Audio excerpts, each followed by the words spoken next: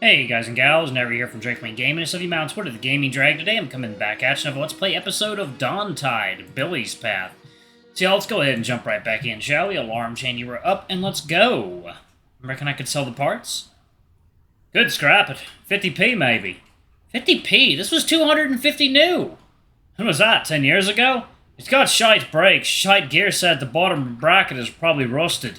Scrap it. Or maybe you could turn it into one of your weird art pieces.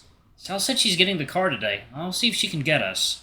I unlock my phone and flick across to my messages. I don't have any signal. 0 bar. You got anything? Billy checks his phone. Nah. Shit. Hang on. He reaches back into the pocket, retrieving a small black clamshell. Flipping it open, the black and green dot matrix screen shows some unread messages. Nothing. We're in a dead spot. Hold on. Why has Billy got a phone like that? Usually all high-tech, light-speed, fiber-optic broadband. What's he doing with using a brick like that? I point towards it. What's that about? This! A different provider, mate. Pay as you go for when I go abroad. Looks a bit cheap for your tastes. Actually, I love that transition. That was really good. Yeah, that was a good transition. I like that. Can't splash out everywhere, Riley. You can only make as much money as you save. Come on, let's see if there's a signal up the hill. I should have known that nothing would be easy with Billy. One hill, then another one, and another one still. Even now, with his leg bandaged and bleeding, he leads the way ahead of me. My feet are weary and my knees are cold, and a part of me wants to complain, but I'm smothered by the effort. Yet for all my whinging, when we get to the top... Oh, that's beautiful. I see the breadth of Kirnieth laid out before me. A strip of green coddled on both sides by arms of the ocean. The land is a patchwork quilt of farmland with trees breaking out wild, undarned spots. Specks of muddy gray where towns and villages stud the earth, drawn together by thin charcoal vines. If I squint, I can just about make out cars creeping along them like metallic beetles. My eyes wander back to places I've been. Hull, Port Warren, Kelly's Cove. They all seem lost up here. Lost in the same way that a memory from my childhood does. I take a breath and let it lift me higher. If I closed my eyes, I could believe those places and all the people in them never existed. I didn't realize we'd get this high. Riawula, highest spot in Kirnieth. I believe it. Wait, you took me cycling to the highest spot in the county? Yep. Couldn't we have started with something a bit easier? You did it, didn't you? And anything else would be easier by comparison. It's so still here. Still enough that my thoughts could lay still with me. Wishful thinking. Wait, what time is it? Despite my better judgment, I open my phone again and look at the clock.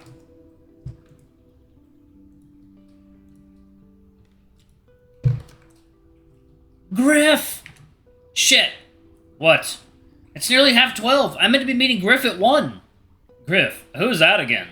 It's complicated. Just a friend. Which is it? Complicated or just a friend? Both. X? Long time ago, but yeah. How come you're meeting up now? He's back in town. Hasn't been here for years. Name sounds familiar. Did I ever meet him? I think it was just before you came into our year at school. A long time ago, then. Suppose so. Still fancy him? Yes, then. Didn't say that. So what's the date for if you don't fancy him? Didn't say it was a date either. Billy looks back down the hill with a silent laugh. The road curves out between two sets of trees on either side. Keep an eye out for cars. Might still have time. I don't recall seeing a car come by for a while. Even when we were on the road, I think only 2 or 3 passed us by. What if nobody drives this way today at all? What will you do? Will you have to stay here overnight? You won't get back in time to see Griff. He'll think you're not interested or worse. Settle down. Worst thing that'll happen is you're back to where you were a day ago. That's what you're worried about. I look across the land again, eyes now laser focused on Port Warren, as if I could will myself back there in an instant. Not a bad place to be stuck, is it? Port Warren? I meant here, but sure. You could take my bike if you want. I haven't changed over the pedals yet. You serious? And leave you here? He shrugs. I'll survive. It's probably the only way you'll get there quick enough to not leave Griff hanging. And so what if you do? He left you hanging for 10 years. This is the one chance to undo that. Billy offered the bike. Did he really offer, or is he just making the assumption you're selfish enough to take it? Billy's injured. He's bleeding. What if you leave him here for days and it gets infected really, really badly and they have to amputate his other leg? All right, but when Griff gets the wrong idea, I'm not taking the blame. You never do. and clench my jaw as I loosen my eyes, grasp on the harbor. Thanks, but I'm not leaving you here with your leg all banged up. I've had worse. He smirks down at his metal shin. For what it's worth, getting back with Exus is a bad move. I don't think the just friends thing works either. Maybe this is a sign to cut your losses. You and Jess not staying friends then? His nose twitches, expression stiffens. I don't think so. What happened? I thought you two were doing good. Said already. Too busy. You got time to start a business, apparently. Yeah, well. He hooks his finger through the O-ring zipper on his jersey. I don't know if relationships are my thing anyway. How come? Compatibility. You still fancy her? Billy moves the zip up and down absent-mindedly. She's fit, but... He doesn't finish the thought. What happened? You're a detective now. I was thinking more relationship counselor. You're definitely not qualified for that. I told you my stuff about Griff, so go on. He's wondering whether to keep this to himself, but he knows he's stuck up here with someone who won't stop asking questions. When I went out to the new mates at Freshers Week, none of them knew about the whole situation.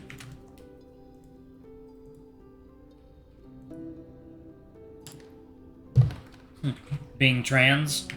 He nods. There's a bit of a confidence boost, I guess. Passing. I thought you were pretty open about it from what you said earlier.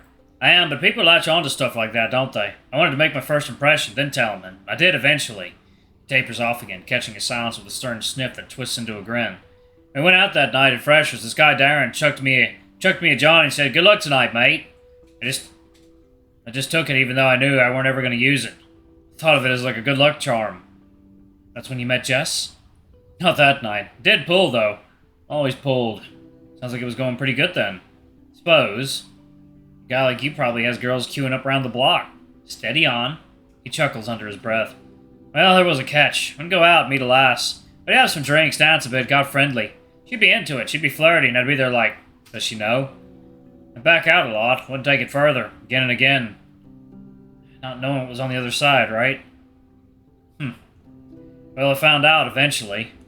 There was this one girl, Megan or something. She was proper keen. She has to go to my place. We leave. Get back to mine. It's going good. She's taking my kid off, unbuttons my shirt all slow. Then she undoes the belt, puts her hands down. His face stiffens. Maybe I should have said something. What happened? She kicked off, throwing my stuff back at me, shouting at me. I'm not a feckin' lesbo. You tricked me. Turfy shit like that. God, I'm so sorry. An exasperated sigh blows through him. It's fine. She left, obviously. Did she tell other people? Luckily, she didn't go to our uni, so I didn't see her again.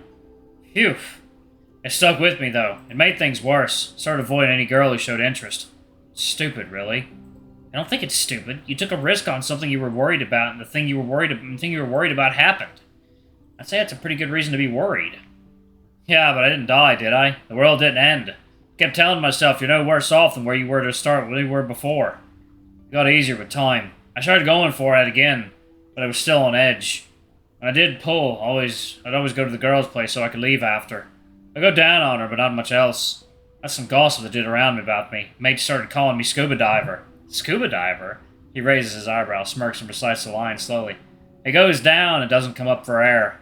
I try to stifle the laugh, but I can't. Wow. Worst things to be known for, I guess. It got a bit obvious after a while that I wasn't going beyond that, though, you know?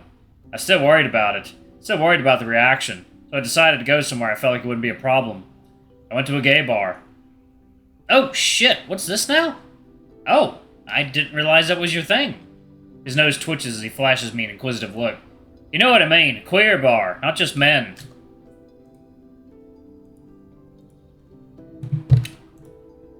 Oh, right. It's a bit embarrassing that one of the straightest people you know has been to a place like that before you have. It's a bit weird at first, like I was admitting defeat. Defeat? You know, like saying I can't make it work anywhere but here. Like I had to go there.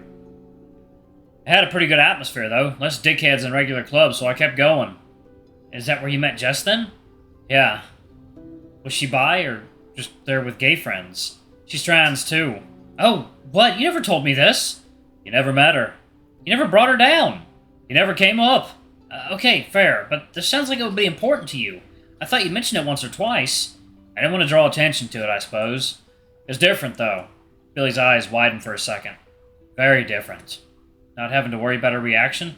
Yeah, and it was nice to just go out with someone. I took her to the clubs, and she took me to some theater stuff. It was nice for a bit. Billy goes quiet for a moment, her smile turning flat and pensive. But... I mean, have you ever heard me saying I wanted to go and watch a musical before, or see some cartoon film, or go to some talk about the radical vulnerability of gardening? No, but that's what you do with partners, right? You get into their interests. It was alright to start with, but it was all me adjusting to her. I was always the one changing. I've done enough of that. I know who I am. It must feel nice. The longer it went on, the more obvious it got that we didn't have anything in common. Not beyond all that. There's something in his eyes that he's not letting go of. Did you love her? Bit intense of a question, maybe. No. Really? Just no? You went out for like 3 years. It was 3 years of waiting for something else to happen. 3 years of trying to get on with her friends. 3 years feeling like I was stuck. What was wrong with her friends? Drama queens. Always fighting about something. Always talking behind each other's backs. They started arguments just for the sake of having something to argue about. Like whether or not asexuals are included in the anagram. The anagram? LGBTQ and all that. Oh, you mean acronym? He scoffs. Okay, Little Miss Dictionary. Maybe you should spend less time on big weights and more time on big words. That brings a smile back. You know another big word? What? Gastrocnemius. What? It's your calf muscle. Watch out! I feel something cold and hard jab across the spot below the back of my knee. I fold like a garden chair and fall back into the grass. Billy cackles above me. As I go down, my foot skids out from underneath me, as if guided by a current of karmic justice. It connects with Billy's heel. Ah! Shit! He tries to steady himself, but he's already off balance, and there's nowhere to go but down. We lay beside one another, facing the sky at the top of the county, giggling like children. You feckin' vicious you are. It was an accident.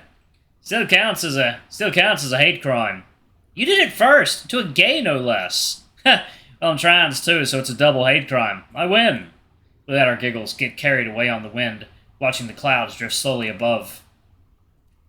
I'm sorry things didn't work out with Jess. It's fine. He pauses again. I let him find his thoughts. So, what are your rates? My rates? The therapy session. I mean, I didn't really say anything. I just let you say stuff. That's what therapy is, isn't it? You doing any of that at the moment? Therapy? No. Why? You seem like the type. What type is that? Mental? Yeah. He got your ass. It meant that you're all sensitive. You like to think about stuff. I'm not sure I'd say that I like to think about stuff, but you do think about stuff. Is that how low the bar is for being sensitive? You know what I mean. You're all arty. You would have got on with Jess. Given what you just said, I don't know how to take that. You got some of her good qualities. You love that queer bar, by the way. They do drag nights on Fridays. You should come up with some time. Sure, maybe. It sounds like a no. It's a maybe.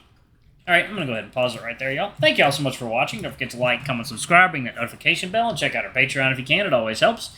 Anyway, I love you all, and I shall see y'all in the next video. Bye-bye!